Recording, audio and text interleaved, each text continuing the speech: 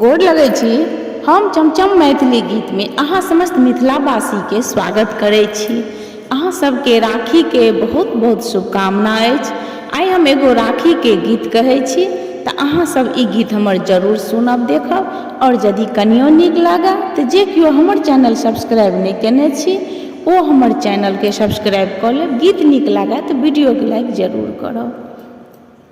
हे बहिनी कऽ के राखब राखी के ओरियानिए, करब भोरे प्रस्थानिए ना। हे बहिनी कऽ के राखब राखी के ओरियानिए, करब भोरे प्रस्थानिए ना। आनब मायक देल सनेस पुरकिया पूरी खूब विशेष, आनब मायक देल सनेस पुरकिया पूरी खूब विशेष। संग नेने आयब संगे नेने आयब खूब मधुर मिष्ठानिए, करब भोरे प्रस्थानिए ना। हे बहिनी कऽ के राखब राखी के ओरियानिए, करब भोरे प्रस्थानिए ना।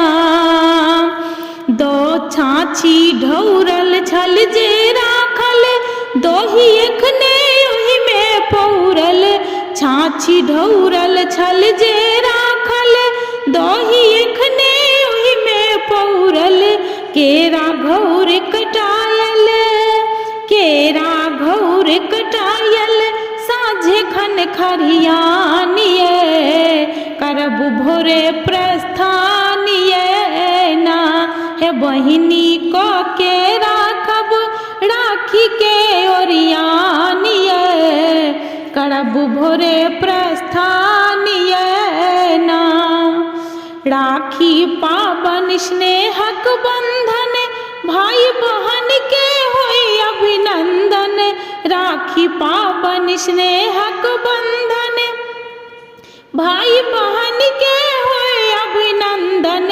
चम चम टेर देने छथि सुंदर गीतक तानिए, करब भोरे प्रस्थान